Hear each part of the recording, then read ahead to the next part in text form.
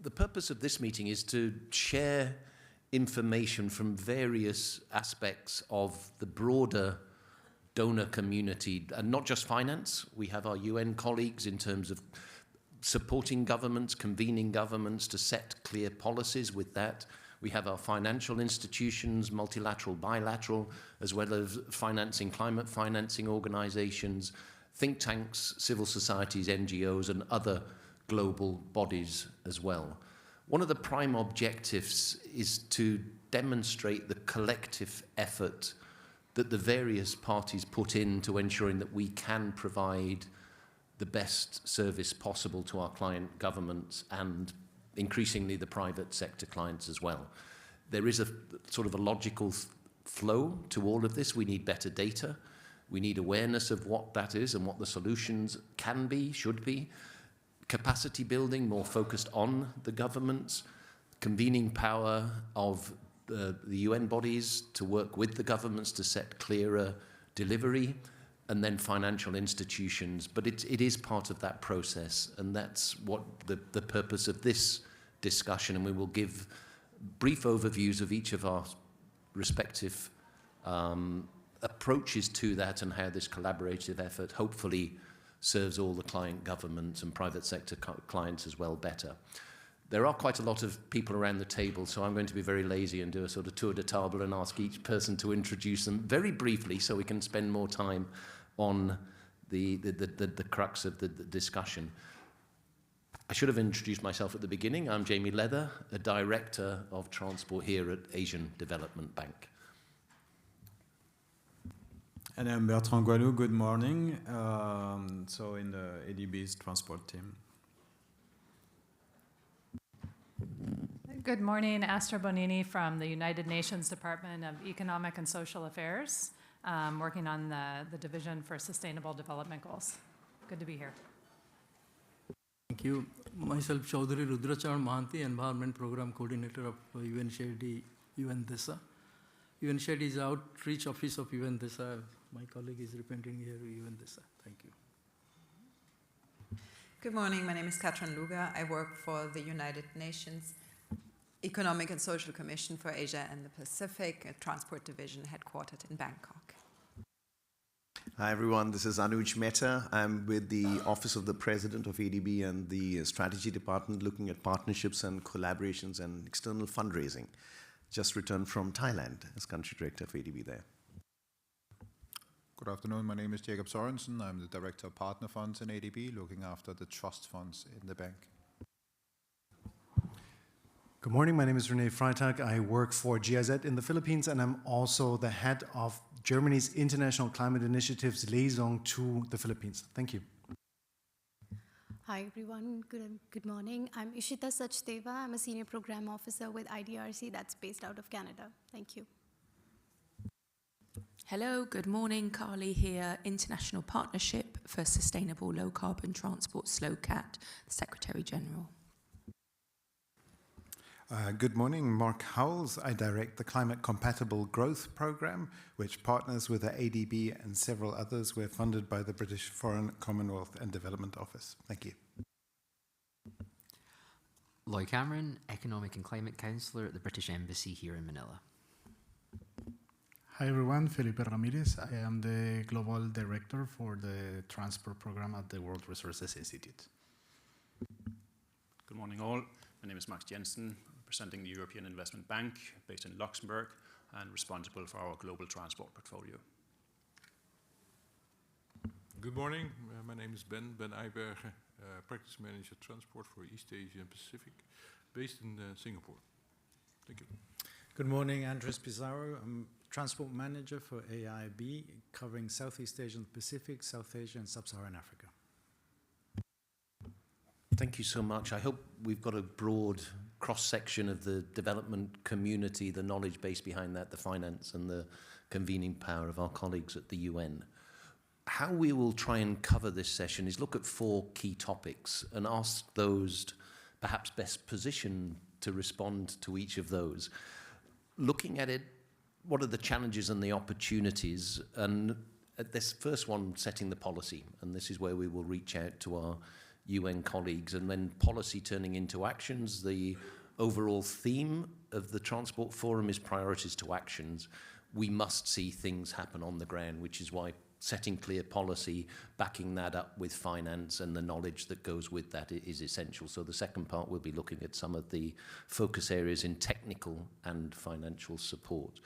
Then we'll move towards the capacity development, which is also a theme of the decade of sustainable transport. We need to build up that capacity, build those institutions within the governments to understand what is the best way, what are the best solutions for those. And then finally looking at some of the collaborative efforts, how we can pool the limited resources. And unfortunately, the investment requirements, the infrastructure gap for transport across Asia and the Pacific is very large. 2.6 trillion US dollars are required annually, which is a very large number. And unfortunately, despite the wealth of development banks sitting around the table, I don't think we have $2.6 trillion to support you. But we do have quite a considerable amount of money, and particularly if that money with bilaterals, with climate finance and others is leveraged, we can see significant and real change. Governments will always probably finance the vast majority of the improvements and the operational efficiencies. But how can we set catalytic change with finance, with knowledge, with donor collaboration to ensure that that message, it does move forward, particularly in line with the decade? So with that, let me please turn to our UN colleagues first. And the question put to you in quite short answers, but do feel free. We're hoping this is a little bit collaborative, but 3-4 minutes each to cover these, and then we'll go on to the others. But if there are points of other people may want to raise to intervene, please feel free to do so as well. But the first question, and maybe starting with you, Astrid, and then other UN colleagues, the emerging challenges, opportunities, and policy support is essential to see the priorities turn into actions. How do you see linking development and sustainability targets with policies, with the downstream action, the funding, and the delivery on the ground? Please, Astrid. Thank you, Jamie, and it's great to be in this setting to have maybe a little bit more of a dialogue around what to do during the decade to make this happen. One of the nice things about the decade, member states in a resolution requested the decade to begin in 2026, but they made that request in 2023, and they requested the implementation plan. So leading up to the decade, there was a very high level of consultation and collaboration.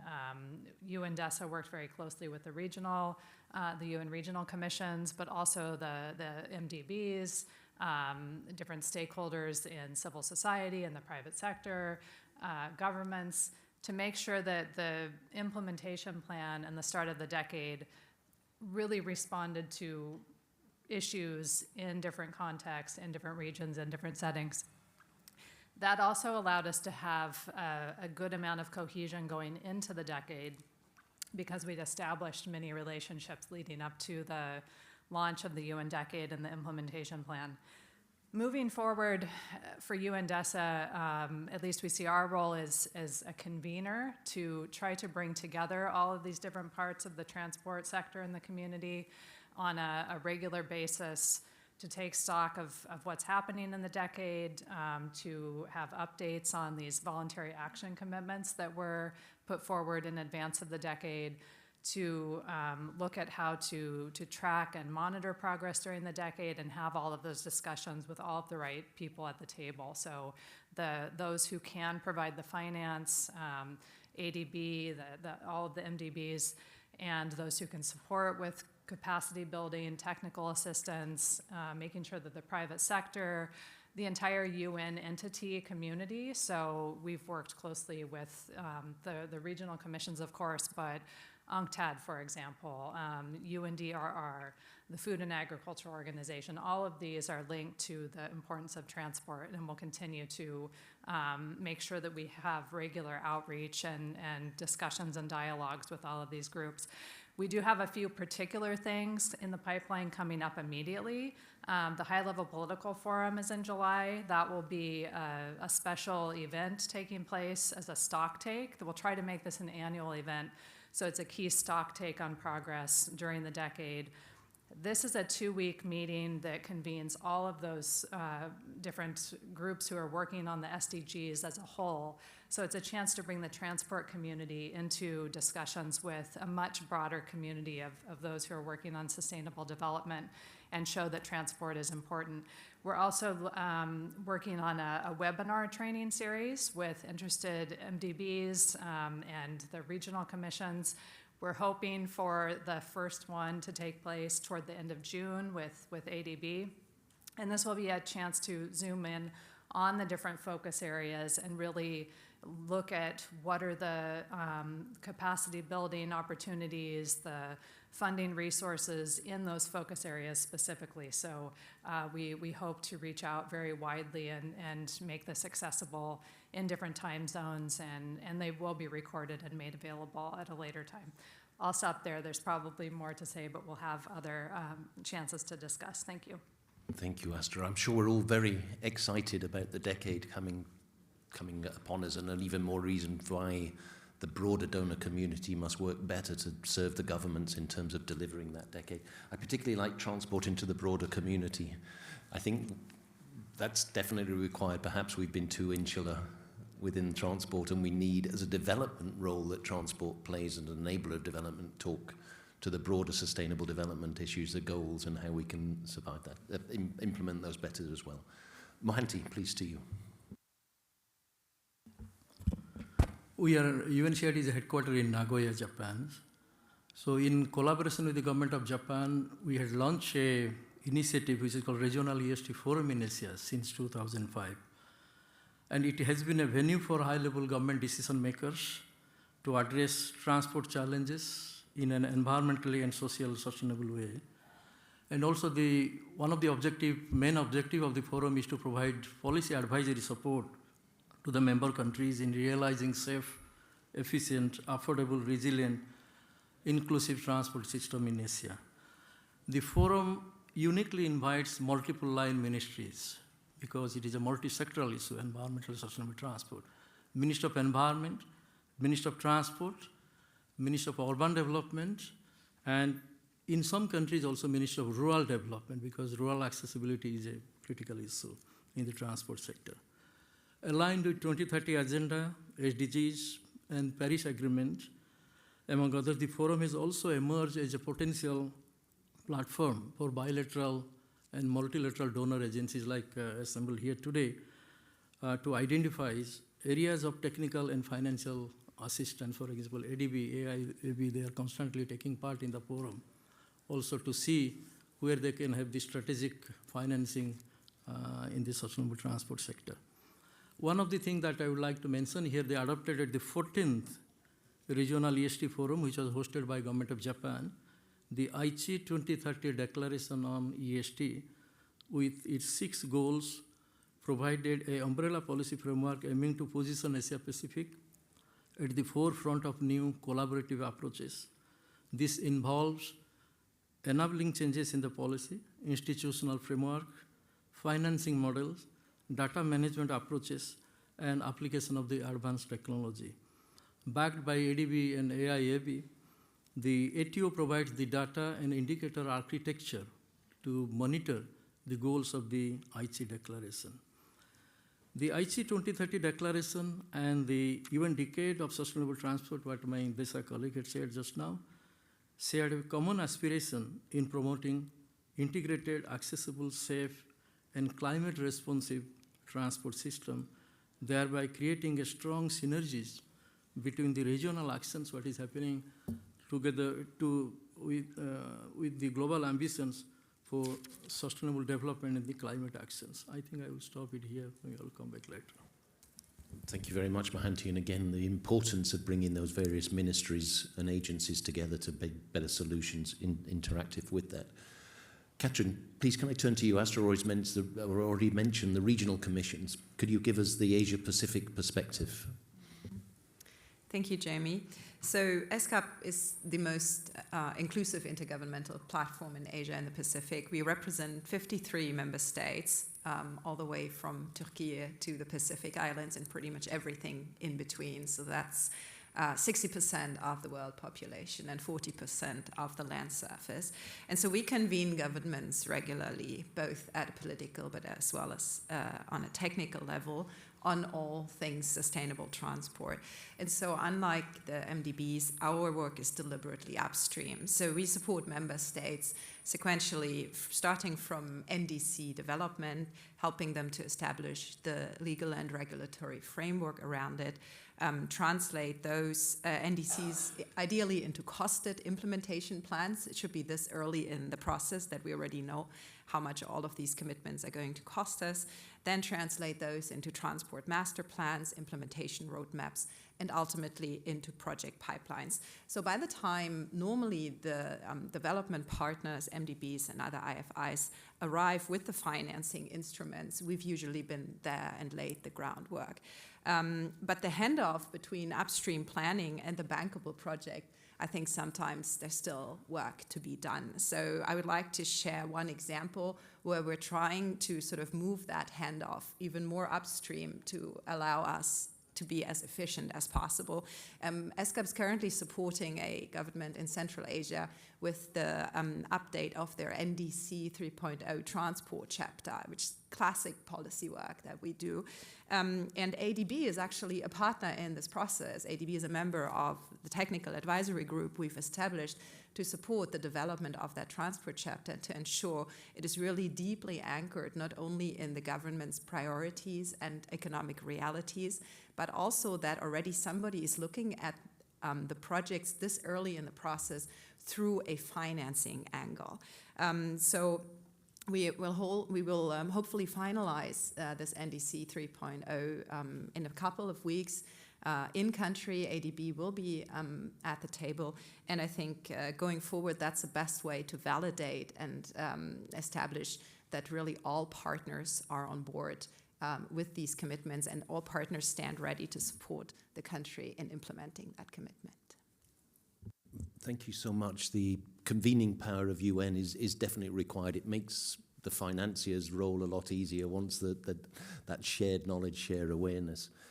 You mentioned one thing that I think is vital, and it's the costed implementation plan, and that gives me a lovely segue to move across to Anuj and how you're raising revenues and trust funds and whatever else so we can work on the excellent convening power and government commitments that UN can put together and hopefully finance those. Over to you, Anuj. Yeah, no, I think that's really a good segue from Catherine to me. So, sort of just from the perspective of actually converting thoughts, concepts, and ideas into actual projects, finance is the lever. Seems to come out. When I first went to Thailand 5 years ago, so, we were talking about, are there sustainable transport projects that they need support from the multilaterals? And the initial thought was perhaps not. But when you start digging, there were 6 or 7 pre-feasibility reports, concepts prepared with support from the likes of course, the GIZ team and others who do a lot of this advanced work. But where a lot of governments, I think, get stuck is converting that into a financeable project, and especially with the added-on burdens of the fiscal ceiling, which is getting tighter. The funding simply isn't there. I mean, you spoke, Ben, at the beginning of 2.7 trillion, even at a government national levels, I think 30, 40, 50% financing gaps. So everybody is a bit concerned about where the money comes from. It's not the budget. It gets worse when it's not a big city, and gets even worse if it is very rural areas, because the revenue models are getting worse and worse and worse. And so I think our greatest strength as bankers is to offer innovative finance solutions which really help governments catalyze capital from non-multilateral sources. How do we leverage and use our money better for de-risking projects?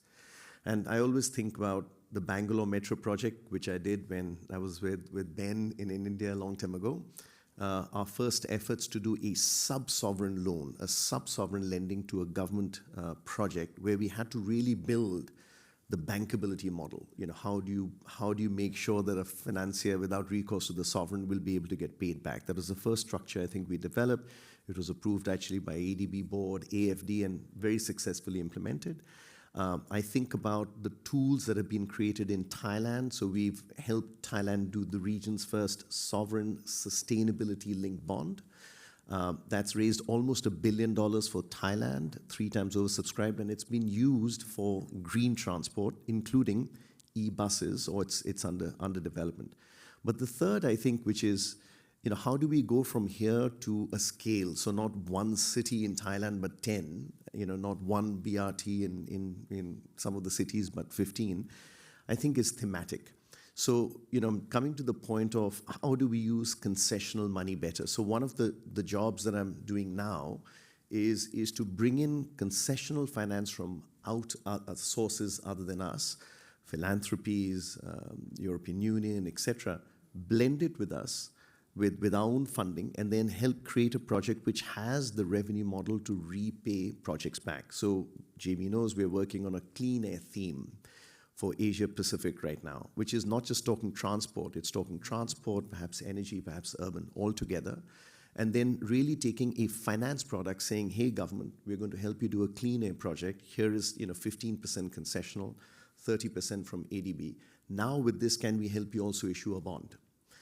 Is that going to now be affordable for the project to meet its costs? That blended structure, I think, is going to be the way to scale up a lot of projects which we've seen happening in a few countries already. Just a quick overview. Thanks. Thank you very much, Anuj. And that bankability, and sometimes the benefits may not be monetized or harder to monetize, but looking at very much air quality and as a component of the decade and how transport can have a much broader development impact. We need the finances and we need to access those best we can, which probably brings me to Mark, please. If we could look at something similar from Climate Compatible Growth Programme and how they bring all together that finance to serve client governments. No, thank you very much. Just a word about climate compatible growth. We're composed of a set of universities, including UCL, Imperial, Oxford, Cambridge, the Open University, and a couple of others. And our objective is to help create the knowledge base to unlock breakthrough levels of finance to accelerate economic growth that's lower carbon. I want to pick up on Katrin's point. We're very interesting on scaling the ability to do the sort of upstream and downstream handoff. We know there's a clear gap between we speak about finance being available. There are large quantities of finance available in the climate space that are not necessarily being tapped in the transport space, for example. And at the same time, countries with projects and ideas and proposals that are struggling to translate those into the type of cost-benefit analysis that are needed to access that finance. And these global finance streams can be beautifully blended and so on into powerful instruments. So together with a number of some 30 international organizations and a set of governments, we've developed a kind of framework we call Data to Deal that helps us think about how to get the upstream right in a way that it targets the finance opportunities downstream very quickly. It involves 7 steps, making sure, number 1, there's clear political will and very clear line of sight onto the finance, so that we know what kind of institutions we have to build capacity in, so that those institutions can work together to create a proper whole of government visioning. It's been mentioned several times that transport's often seen in isolation, but without transport right, none of the other economic objectives are going to be met. It's one thing to be able to say that anecdotally. It's another thing to be able to translate that into the language of the energy ministry to ensure you have proper electrification and so on, if that's the route you're going to be able to translate into the language of the finance ministry, who are going to be changing their tax base and their subsidies and so on, if you're going to be moving with the transport sector. A special piece, so visioning, modeling, and we develop tools to help governments do that modeling. A special piece on stakeholder engagement. One of the things, if we're looking at finance release, that the transport sector doesn't necessarily look at is sort of all of the stakeholders along the way that have some kind of decision-making power. The finance ministry is going to be the link to the development bank, for example. So unless the transport ministry is speaking the same language, you're not going to have access to that finance. And there are several other pieces there as well. An enabling environment, simply understanding where you want to go and then how you restructure the institutions, regulation and other things can often open the door to massive amounts of finance, de-risking and other things, and they're relatively low cost. But governments sitting upstream don't necessarily see this or translate it into what then ends up being the sort of finance mobilization piece. This work is being implemented in several countries. The first that this was done in was in Costa Rica, small country, $3.4 billion worth of finance mobilized, and that's set up to help enable massive private investment into the country. Followed properly, this process allows us to ensure that there is coherence through government ministries, that there is fiscal feasibility, so we have the revenue that's required, we have finance ministry sign off, and then finally financial viability as a result of the fact that it fits within the fiscal space and government can put national domestic money in there or motivate for sort of softer concessional finance. We develop tools, and the Open University, one of our partner universities, we've had a set of courses that come together with free tools, free data, have been downloaded more than 500,000 times. We have a special thing on transport that we're developing with the ADB and partners, a tool called FinTrack, where a country can go in and look at the potential finance that's available to it with a climate lens. And so the billions that were available for Costa Rica, which is a small country, are potentially available elsewhere, but funders aren't going there because it's really difficult to understand the space and see what's there. And it's difficult for the country to say, yeah, we're gonna do all of this upstream work unless they know how large the pot of gold is at the end of this. And then a tool to help with understanding how you optimize the projects and the finance. One last point, we're working with the Turkish government. They're using CCG tools in their updated NDCs, which has a strong transport component there. And there's an interest in trying to create a sort of shop window on the finance side of things, where countries can develop offers, where they have clear readiness ideas with high-level political commitment. So not sort of wish list projects. Asks for policy-based loan assistance and the technical assistance that goes with that, with a very clear goal in mind, project preparation and so on. But a really structured thing where projects are ready for market, so it takes away the discoverability hassle for investors and creates clear criteria for governments to know what hoops they have to jump through in order to access the finance that they need. Thank you, Jenny. Thank you very much, Mark. Another great segue to our next set of speakers, but we've seen the convening power, the upstream work, how finance is required to be put in place, and as you said, some of these efforts can reduce the hassle for investments, which brings us nicely to our multilateral development partners. And Max, if I may start with you, because I know you have to head off to another meeting, but from an MDB's perspective, what do you see as donor collaboration and coordination in these emerging areas, and what synergies can we get, as well as the focus areas that we're all collectively working on to serve our governments? Thank you. Yeah, thank you, Jamie, and apologies for having to leave early. No, indeed, I maybe just wanted to reflect on the direction the transport portfolio and objectives are going now in the macro environment actively living in, the geopolitical setting as well, because I think this is true for all, and it's very much true also for Europe, where we're based, but of course most of our financing is in Europe, but a lot of it is also outside Europe. So it's the interconnectivity, right, with all the supply chains and transport connectivity, et cetera. And so I think that at the moment is shaping the direction we are going in. So there's increased emphasis on safety security in the broadest sense now, economic security, energy independence, critical raw materials, to competitiveness, affordability, and climate objectives linked to resilience. So where we before had transport focus on cohesion, sustainability, connectivity, and so, I think this is changing to some extent. So that's something we have to put into the mix now when we are talking about joint collaboration and how we work together. We always delivered on volume, traditional sector approaches, et cetera, and so. But we need more creativity now, visibility, and finding and showcasing synergies in this and emerging priorities.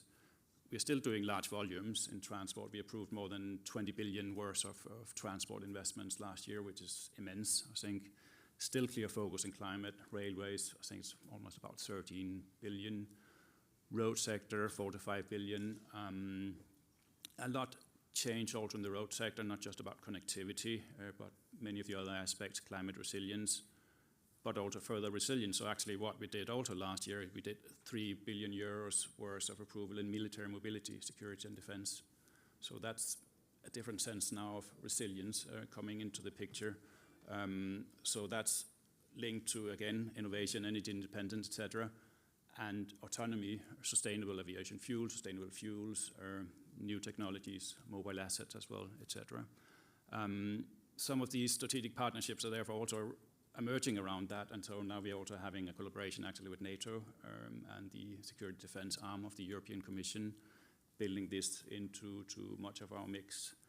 And then we had last Tuesday also, now on the collaboration, the G7 statement as well, actually calling for harmonization of MDV standards and instruments, and I think this is quite important. So calling for the stronger focus between the MDBs, the efficient co-financing mechanisms, sound project pipeline generation, and finance practices that appropriately address the risk and attract the private sector, as we also discussed before.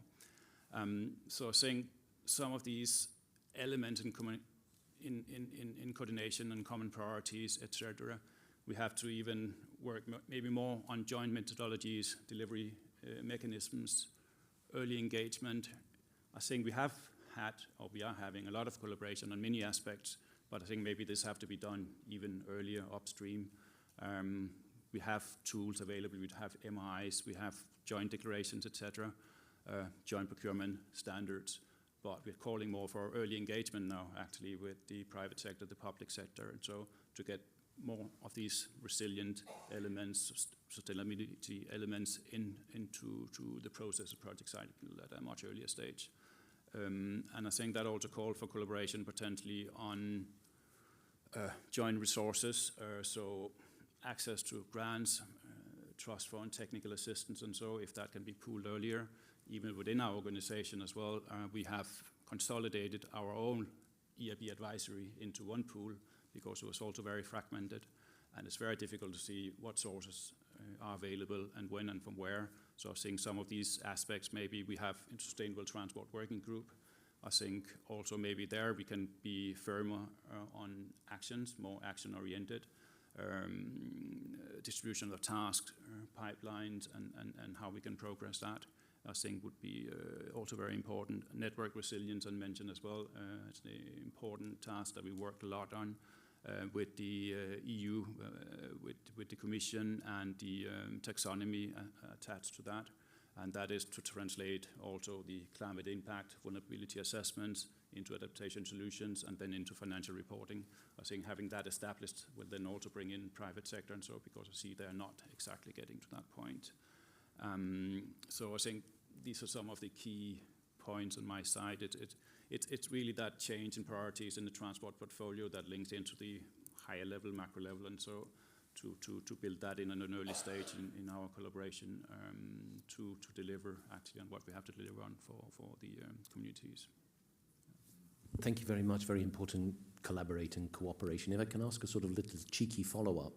It's European Investment Bank, and here we are in Asia, but please do share a little bit about your work in this region as well, because it's not just Europe, you're far beyond Europe.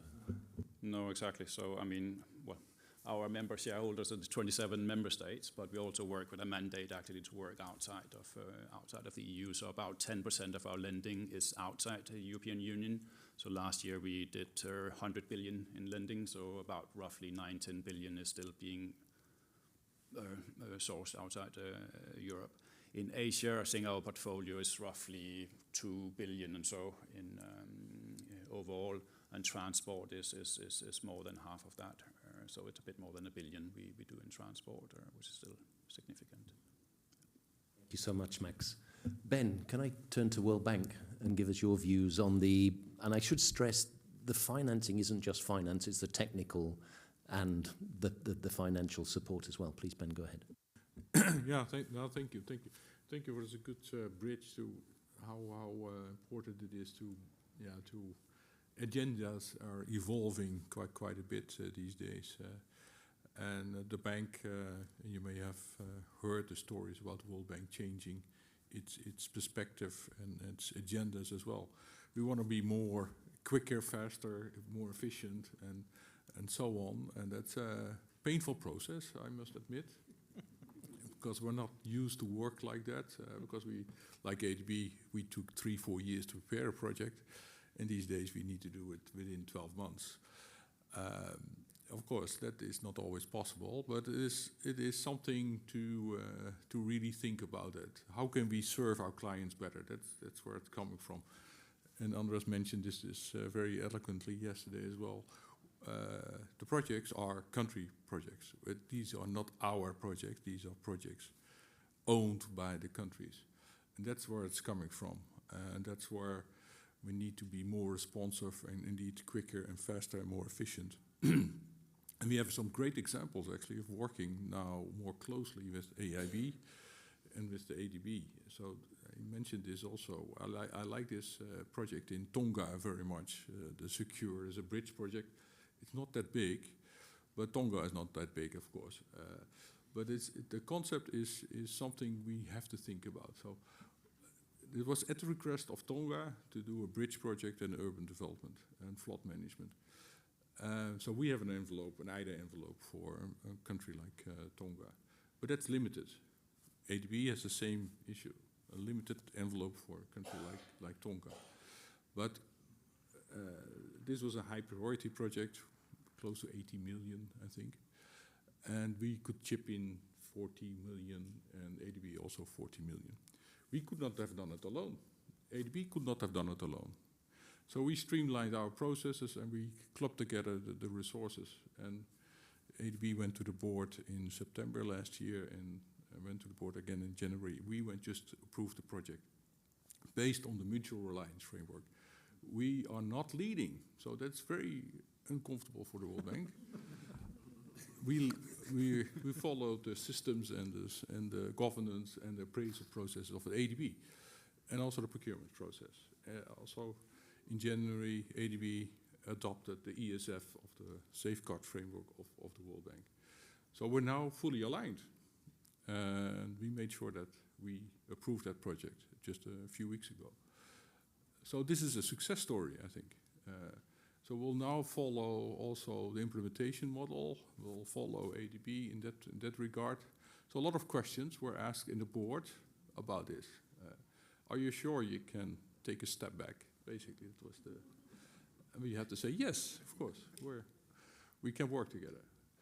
So this is an example how we can work together and do more.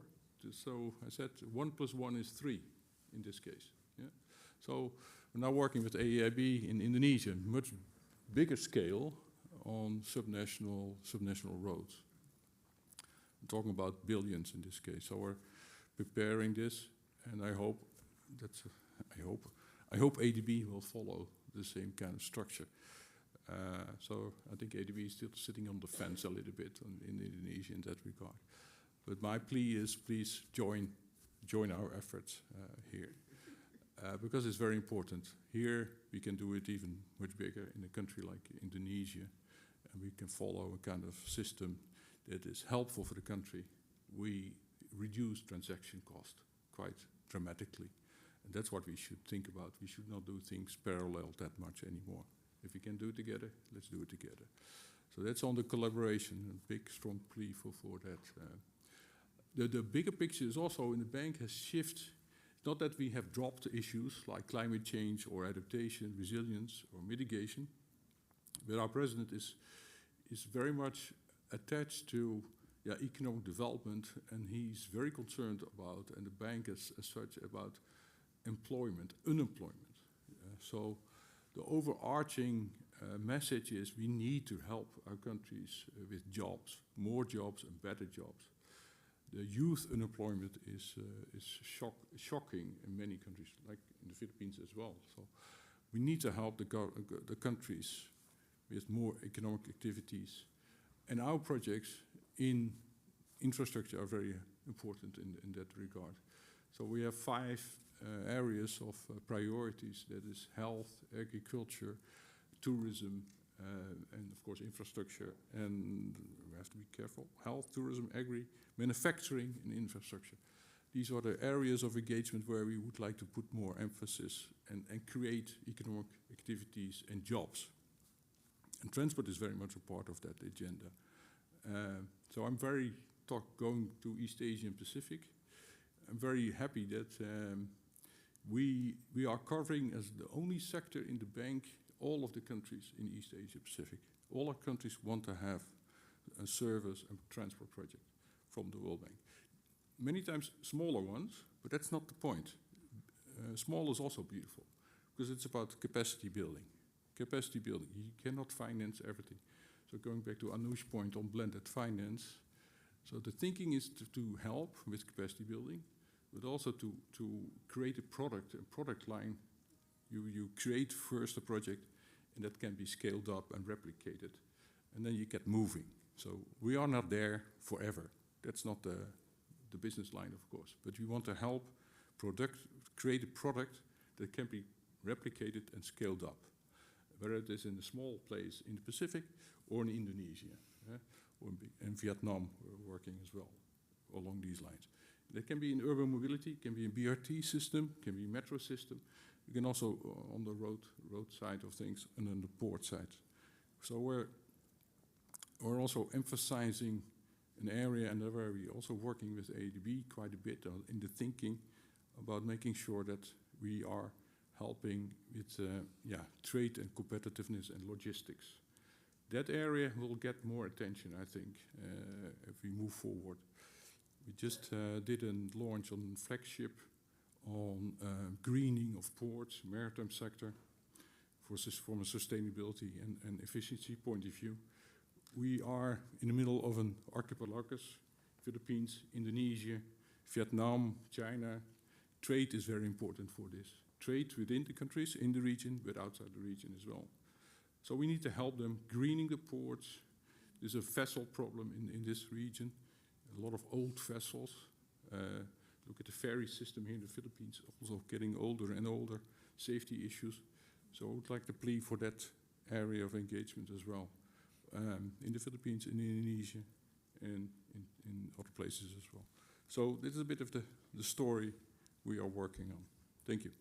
Thank you very much, Ben. And again, part of that collaboration, bringing the various entities, the multilateral systems together, so it's one approach. Mark, you mentioned the hassle to the investors, the hassle to the government of working with many others, and we hope we can repay the favor that we will be following you as the lead, and we'll be supporting you in that role for perhaps a project at the other end of the extreme with multi-billion dollars of investments, but where you will take the lead and ADB and others will follow. But that, again, it just demonstrates the need to pool those resources for whatever reason. We couldn't fund that project in its entirety, or in the larger scale, can we invest 5-6 billion without sharing it amongst the development donor partners as well? Thank you for that. Andreas, please, can I turn to you as well? On your technical financial support, what do you see as the current focus areas where governments are seeking support? Thank you. I'm glad to see the World Bank and ADB are following co-financing that AIB was created with. So from the outset, AIB was created with obviously a bank, 10 years old. We started working solely with co-financing, with collaborations with both. And after a maturity period, we think also it's a virtuous. It shouldn't be a one-off. It should be a continued support. And our work together and with the ATO is a testament to that. AIB is also a bank specialized in infrastructure, and we have 4 thematic priorities that guide our financing. And one's green infrastructure, then one's connectivity, then technology, and private capital mobilization. And we've taken the Paris alignment very seriously, so everything we do in infrastructure is filtered through those priorities. And today I can say we have between 37 and 40% of our portfolio is in railways and metros, to give you an idea. But going back to your question, I think, and it's something Anu said, something that Ben said, and I believe also, the projects are being stuck in the pre-investment part of the cycle. And the pre-investment part of the cycle is perhaps varying priorities, perhaps studies that have been granted that are not necessarily needed and not followed up, or the government's not providing sufficient budget for that part of the cycle, or countries that don't even have a serious planning process. So I think there has to be an effort from our side to do something. But what we've been doing up to now is financing the pre-investment study, and then we think the project's our project. And then we finance it, and then we want to, and there's no sharing if they so I think, you know, I've been thinking about this a few years, and I think there we have to stop hand-holding. The countries have to, we have to think of providing funds that are not tied or in another way, but for the countries to actually own and finance what they really need, not something that comes with our agenda. We want to finance sustainable transport. Let's do a sustainable transport study, and therefore let's look for an investment. There has to be something, and I think this is also one of the let's say characteristics of AIB. We want to be client orientated. There's a push in our bank to finance private sector very much and behave like a private sector bank. So client orientation is important. So when they come to us and can you do this, can you do this for us?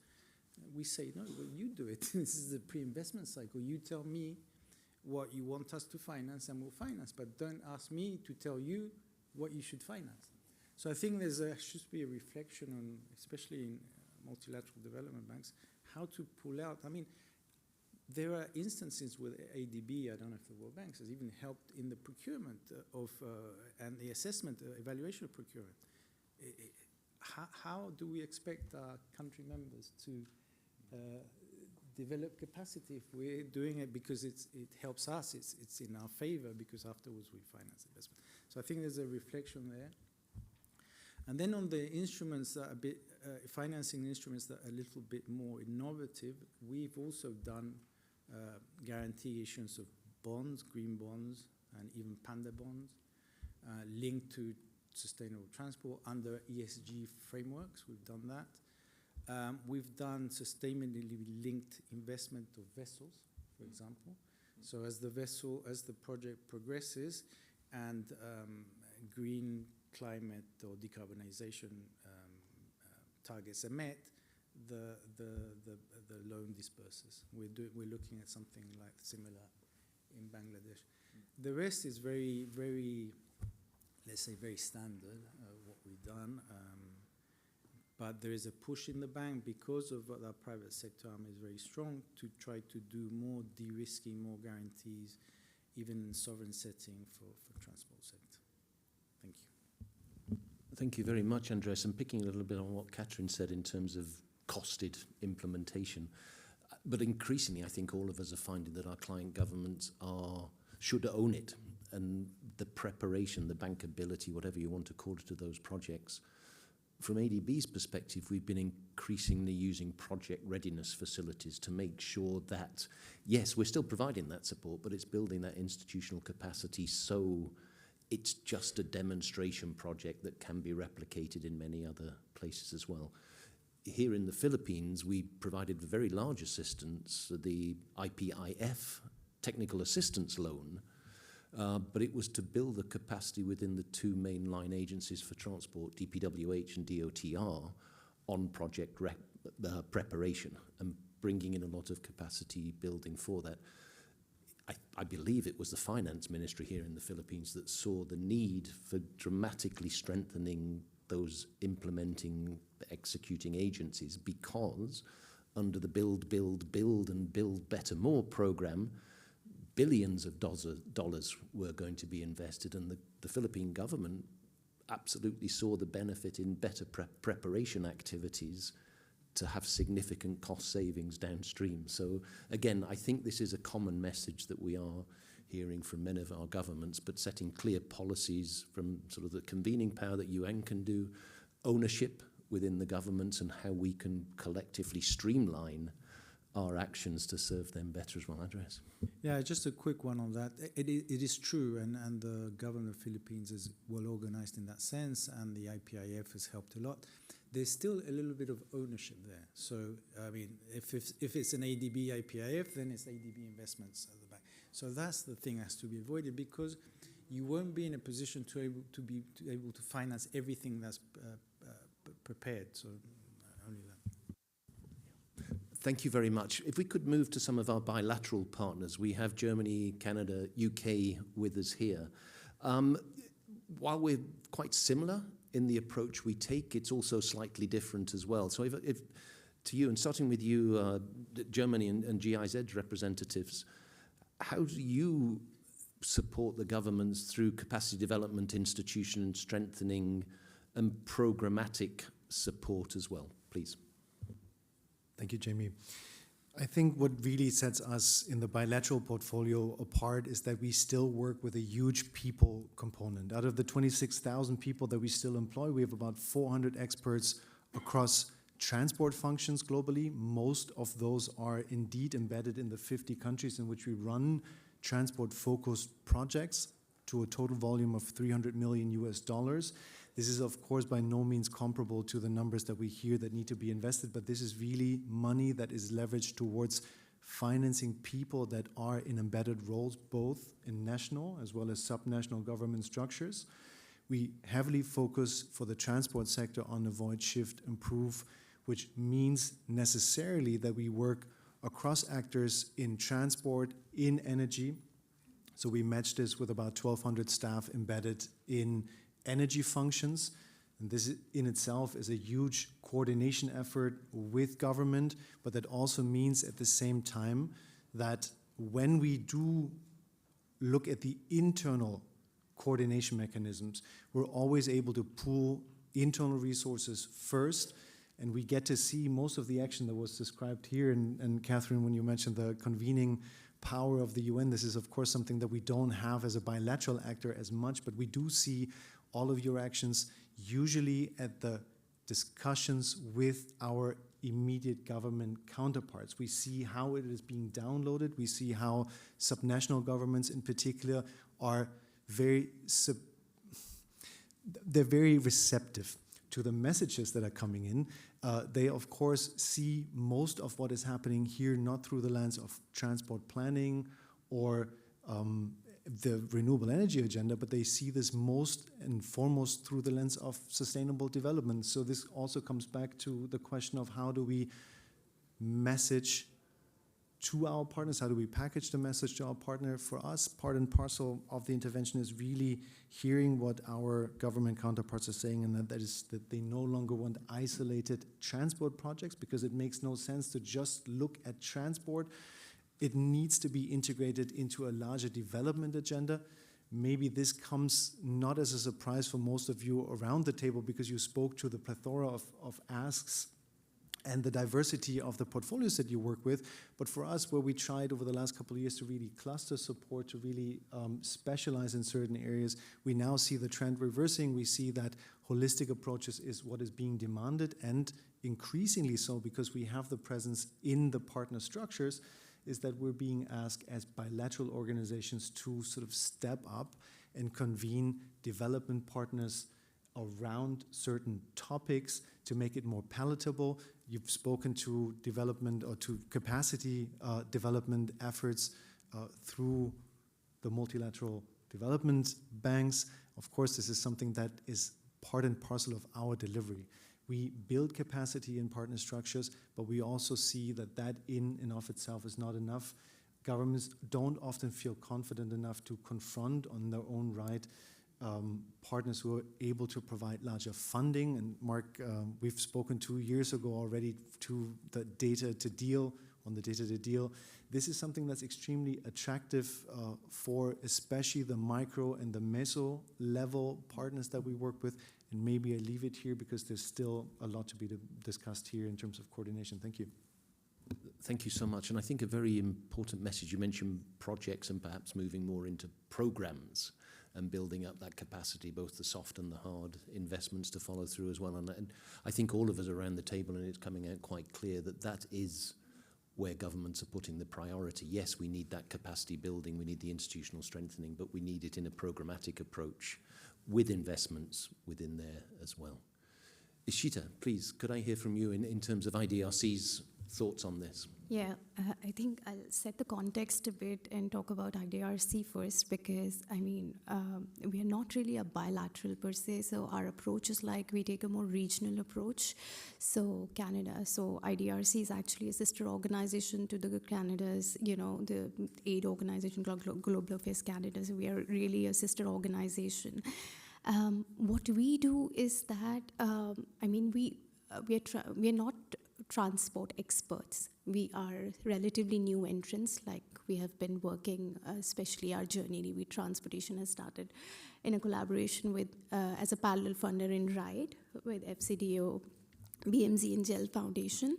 But what we really do is that we convene research, institutional learnings, as well as promote partnerships that can help countries navigate some of the complex developmental transitions.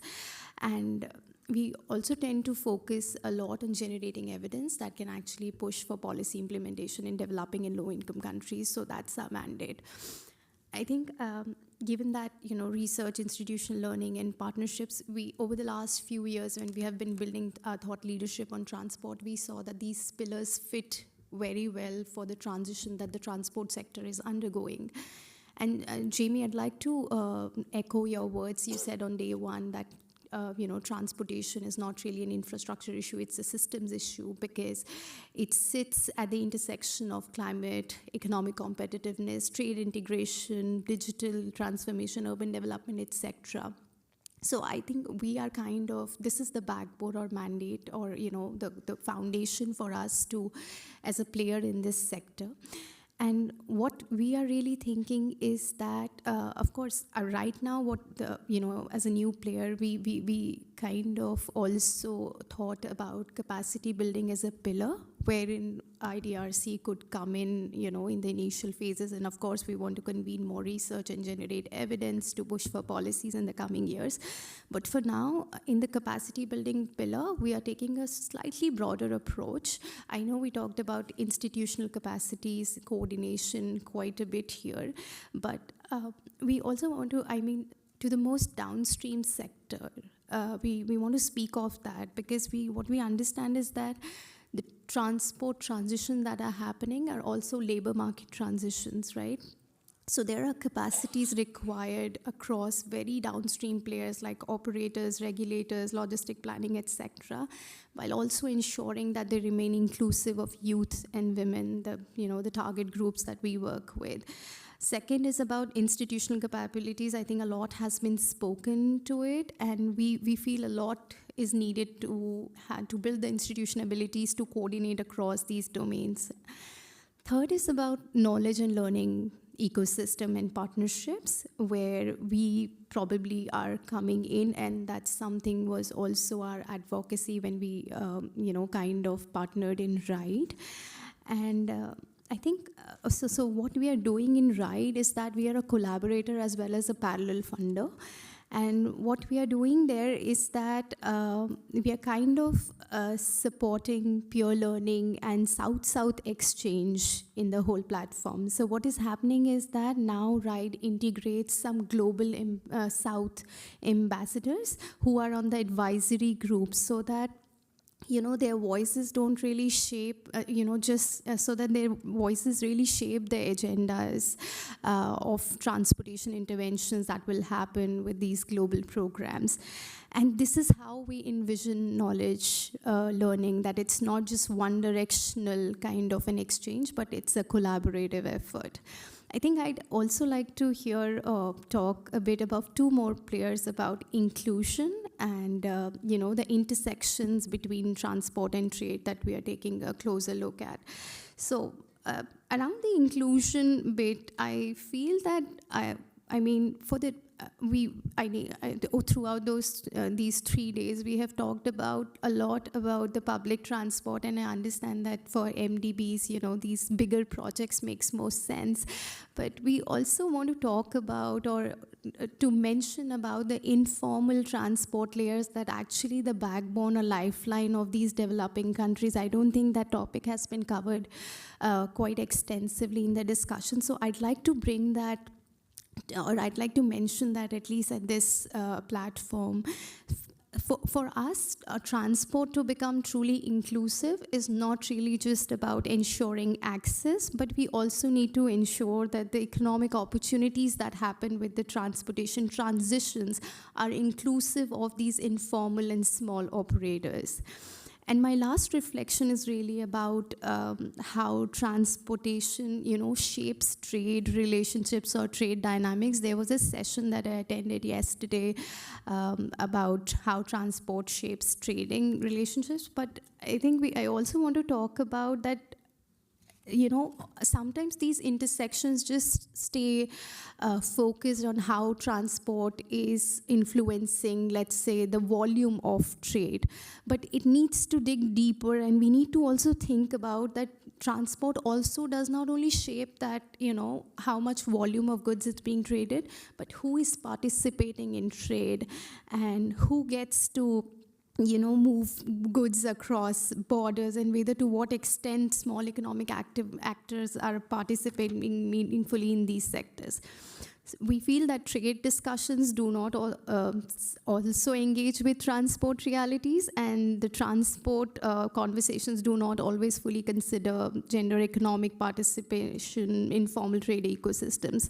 So through our research and programming participation, we are seeing these 3-4 pillars as considerable opportunities where we think that are the blind spots and where we can come in and foster partnerships so that these considerations are also integrated in this broader conversations.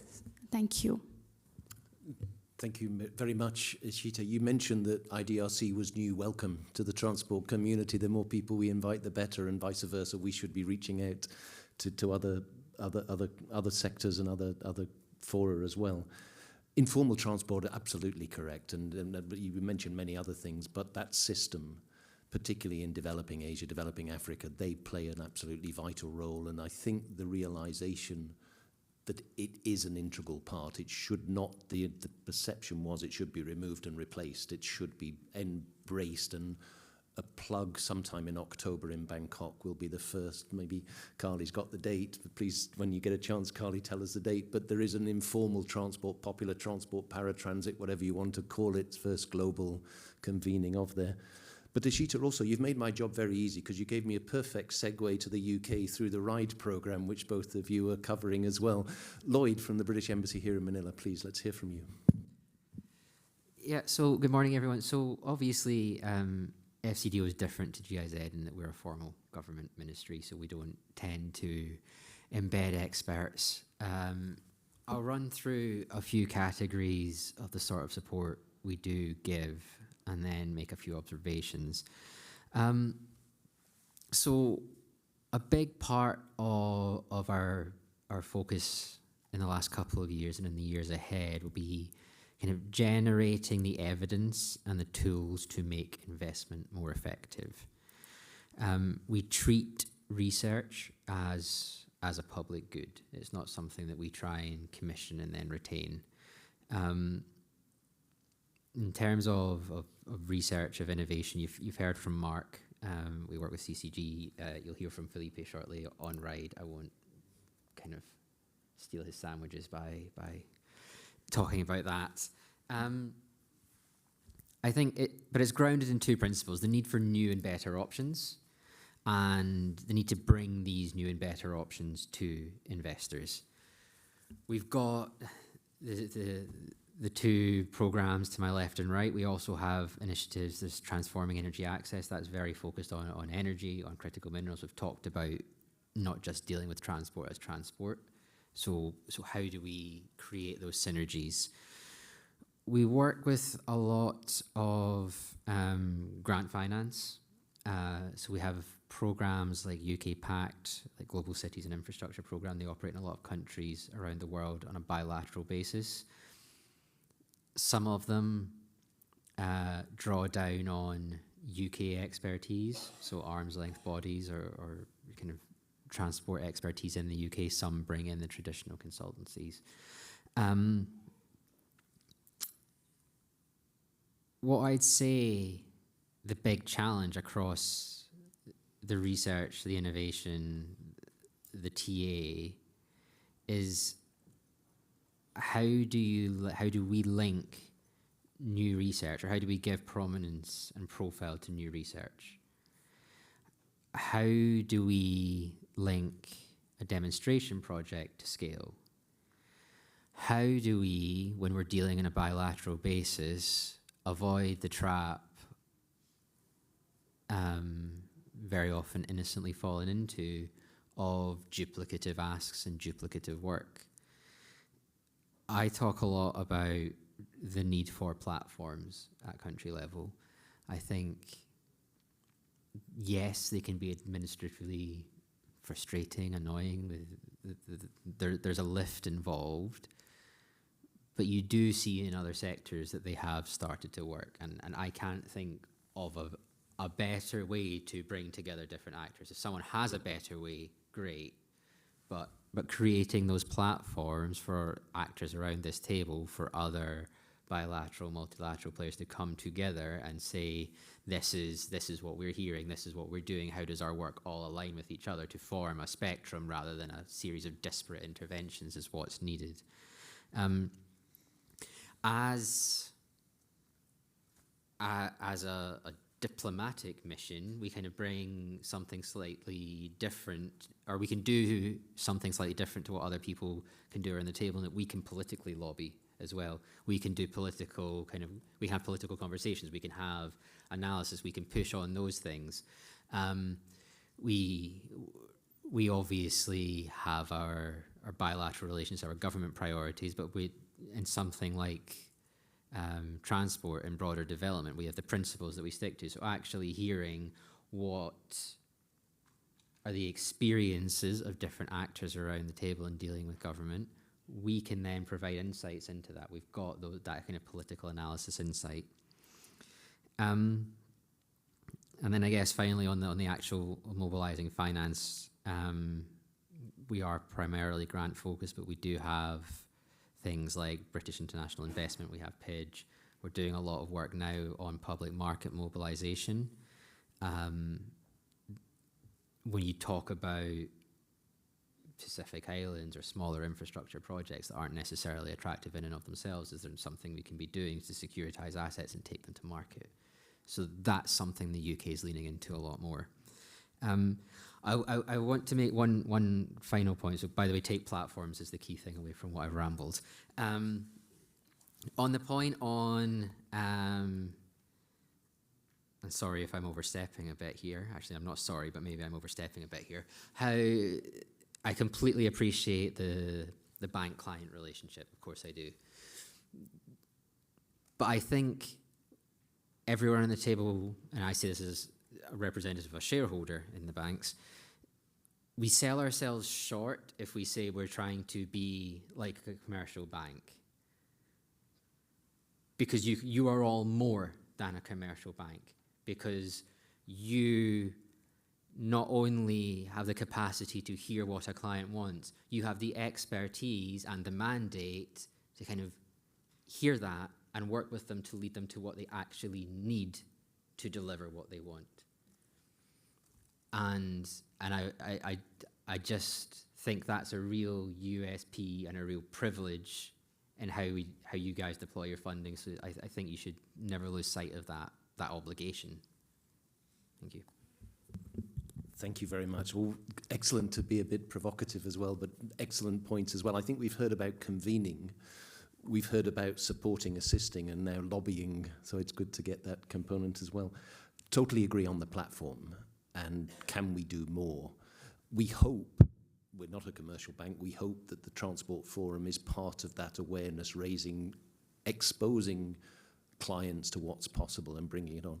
And if we can also sort of repay the favour in terms of the collaboration we've had. The very first ADB Transport Forum 2008 was a joint platform between ADB, looking at our support, a lot of roads in those days, but the UK's government CCAPS, is that Southeast Asia Community Access Programme, which converted into RECAP, Regional Community Access, rural roads, then high volume transport, and now we're looking at RIDE as well. So I think this isn't just a flash in the pan. These platforms have been going for a long time, and the collaboration has been going for a long time. I would also say it is getting a lot stronger. The people sitting around the table are all part of that strength that's being built, so collectively we can provide the knowledge, the awareness, the policy making, the applied knowledge, and the backing up with the finance as well. And again, an excellent segue, because I can turn to you, Felipe. Everyone's leading to the next person. I don't know whether the order was put that way, but... Oh, yeah, sorry. Just a quick one. So when I mentioned commercial bank, it's not our essence, it's the way we operate. So to be reactive, to be quick, that's what I meant. But on the essence, I do think, and some people have said around the table, there is lack of ownership by the clients or member countries on the preparation, on the pre-investment side of things. And that is partly because of what we're doing, how we're doing it. And there's where we need a lot of more thought to change that equation. That's what I meant. Thanks. Felipe. Thank you, Jamie. And to refer back to your comment on if the names were organized, I was exactly thinking that the conversation has led to a very, very nice point here. And I was thinking, since I was going to talk about the RIDE program, going back to Mark and what he explained on D2D, imagine a world where we create that environment and that space that Mark was describing with the procedure, but we also have the knowledge and the research that is needed so we can really implement that into the world. So we have the institutions, we have the knowledge, we have the finance, and we are able to connect all that, and that's the way we can deliver and implement on the ground. That's probably the formula that we are all looking to be able to advance into the difficult agenda, of course, that we have in front, talking about a world that needs more money and more infrastructure and more capacity and more institutions. It's everything. It's more and more that we want to create. RIDE specifically, it's what it stands for is research on infrastructure in developing economies. And what it looks to, it's a research program, but with an emphasis of creating knowledge that can be implemented. So it's a program that we do the research, but we connect with communities of practice. We work on partnerships, and we work with the governments, and we have the researchers that are local and global, and that way we are trying to make sure that the discounts that we have, as you were saying, it's a research that it's public good, and that way that the countries and the cities can really use it and implement it that way. So I should have started by this, but my colleagues already mentioned this is a program funded by FCDO mainly, and we have other funder partners like IDRC and Shell Foundation. The leading partner of this program is GIZ, and TRL works with us. But it doesn't stop there, as I'm mentioning, because we have all these other partners around the world. So we have, for example, one appendix of RIDE is called TRIP, where we have a specific work with universities in the UK that are partnering with some local partners in each of the countries that we're working in order to be able to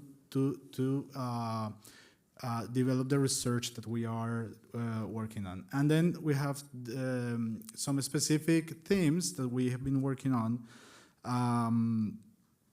in the RIDE project, such as transport, logistics and trade, productive, efficient urban transport, transport decarbonization, adaptation and resilience, cross-cutting teams that include gender, inclusion, safety, digitalization, and accountable transport, and then finally mobilizing private infrastructure. With that work, we have been developing some in-house research already that goes from cutting-edge topics that we are trying to advance on, because the idea of this, and then you will understand also the challenge that this program has, which is trying to come with frontier research, cutting-edge research, that it's global analysis or global knowledge that can be somehow used in different geographies, but at the same time, how you make sure that what I said at the beginning can be really realized, and it's how you go up to the local level and you are able to implement. So that global research needs to be very specific, and we're working on ports already. We're working on maritime research. We're doing some road safety with a specific analysis on motorcycles and 2- and 3-wheelers. We have financing road adaptation, specifically here in Asia. And then we have, I think I already mentioned maritime and digitalization. And I want to emphasize a little bit on the digitalization one, because we are working on a platform right now that we call the Transport, I always forget the name of it, Transport Global Intelligence System, where we understand data, and as that's what we were also talking before, as probably the main asset for any kind of decision that we want to achieve. So understanding there is a lack right now of connection between the data that we have in different cities, that it's very variable and not everyone has exactly the same kind of data. Then secondly, how the data is analyzed, and then making sure that we use the right technology that we have in front, like the AI, and how that AI can really pick on real good data to analyze. We're trying to combine all those efforts to make sure that we come with a tool that, first of all, provide the data, secondly, analyze the data, third, allow the AI to pick on that data, and then after, the decision makers can really use that data. This is, again, a global initiative. However, we are trying to make sure that we are able to implement in specific geographies first, and then try to see if it works. So I'll stop there, just mentioning that, again, that research is trying to create that knowledge that does not just land at a library somewhere in a very nice book, but that someone can really use it to make decisions on the ground as it should be, and we can produce something that is valuable for the cities and countries. Thank you very much, Felipe, and a clear demonstration of how donors are collaborating on this applied knowledge. I should also say it's great to see some of the more traditional transport acronyms being brought back with RIDE, and I think you mentioned TRIP as well. I think that's a very important part. It resonates what we're trying to achieve, but it also brings a bit of the purpose behind how we look at this. And we have a couple more to speak. Carly, please, can we turn to you and your thoughts from SLOCAT's perspective? Thanks. So we sit in a slightly unique and I think lucky position, because our role is actually to represent everyone else. So I think mostly everyone around this table is either a partner of SLOCAT, a member, a supporter, and our job is really to try and find economies of scale and synergies between what everyone's doing at the global advocacy spaces like the COP and with the UN Decade and the SDG processes, but also bridging that to sort of regional level. We receive a lot of, even though our job is not to represent governments, I've got to remind myself of that, because 12 weeks ago I was still working for UNEP, but I'm not representing member states anymore. And we do get a lot of requests from governments to sort of help cut through bureaucracy and protocols and connect them. So, for example, we worked with GIZ in the lead up to the last COP to pull together a declaration with 11 countries led by Chile, who've all committed to reducing energy demand from the transport sector by 25%. By 2035. So, you know, bringing that group together, helping them come up with a declaration, and now sort of through our regional hubs, which we're just setting up, one for Asia, Africa and LAC, to kind of operationalize that and help them think through how they can achieve that commitment. You know, another example is we're always telling governments, you know, think about PPPs, the banks can't give you all the money, PPPs. But if you look at the recent data on the ATO dashboard, 85% of PPPs are with India and China. So actually we can talk the talk all the time, but how do we help all those other countries to actually, they have the vision, but what they need is the support with the pathway. So we're really trying to sort of convene and help with capacity development, but in a very sort of organic way based on country need. For example, we're also talking to Turkey, to Ministry of Transport, to help them pull together what the options would look like to showcase transport at the next COP, but also connected them to Ethiopia, who are the next presidency, so that they kind of have the brainstorming now. So it's a bit of a continuation rather than one COP cut off and then start again. So really, I see us, if you like, we're a bit like a matchmaker or the Tinder of the transport sector. So if you need to be set up with someone, just let me know. Thank you. Not sure how to respond to that one. Thanks, Carly. I'll stick with global advocacy and the great work that SLOCAT has been doing, particularly at COP and the climate meetings as well. And again, it just shows how bringing all of these entities together through different platforms and different global agendas and the ability to showcase those. Jacob, you've been very patient. You'll sit there throughout. And please, turning to you and some of your work on how we bring in funds and how we support that through ADB as well. Thanks, Jacob. Sure, Jamie. The world has changed. The days where a donor would bring grants or concessionality from pure altruistic reasons are more or less over, if not completely over by now. So it's critical to understand that behind all concessionality primarily are extremely scarce taxpayers' money. And I think we all know that there are a lot of competing demand for that taxpayers' money. So when a donor is considering to engaging in a sector, they want to have significant leverage and catalyzation. And I don't mean just financial catalyzation from a blend finance, which is more or less a critical component now, but it is bringing in all of the economy. So for instance, when we're working with Lloyd in FCDO or a GSZ in Germany, we're talking about all of the economy. It's not just money. It is mobilizing the knowledge base, the universities. It is integrating with the knowledge that is sitting in the institution, in the ministries.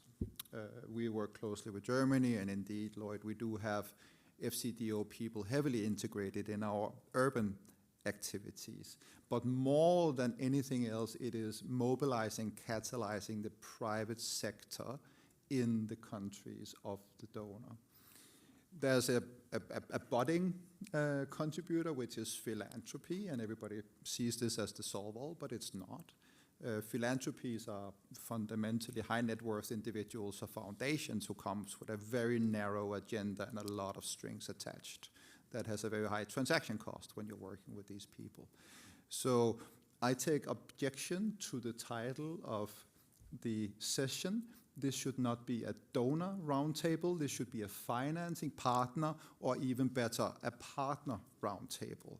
Because it is very important for a government, when they're engaging with ADB to make a project, that they understand that this is not working with ADB as a monoblock bank, commercial bank, whatever you want, although of course we have to apply this principle.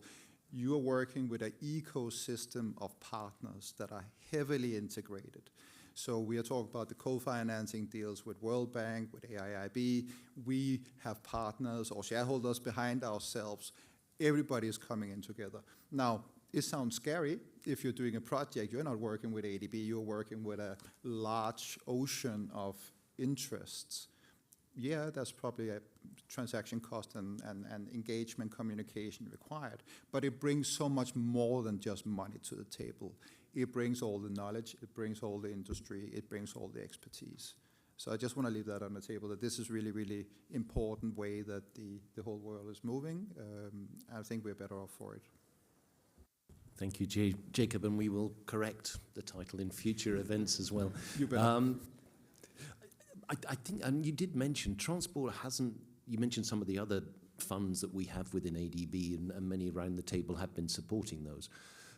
we haven't been successful, no lack of trying for the last 20 years to sort of put a transport fund. But having said that, we have utilised many other clean energy support, and the UK government has provided to that. The urban facility as well. That we've managed to claw a bit in, because transport isn't in isolation, which I think came out right at the beginning of how should transport play a role in the broader sustainable development goals. How should it be an enabler of development as well?